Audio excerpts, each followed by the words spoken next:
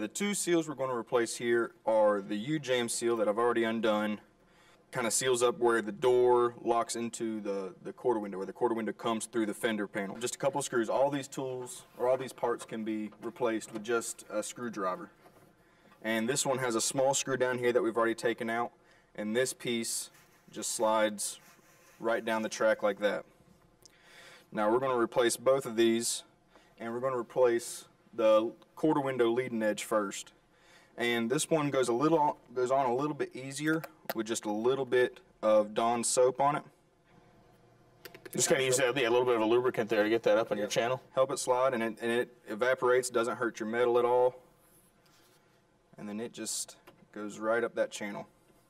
You know, Danny, as you keep sliding this thing up on the channel, the one thing I think about is, you know, this is a great job for anybody at home who's got a hot rod or who's got their classic car to really upgrade the kind of living conditions inside it, right? It makes it much more pleasurable to drive when this thing's all sealed up. Yeah, you get the wind noise out of there, and it really goes a long way for the looks of the car, too, and it's a real simple piece to replace.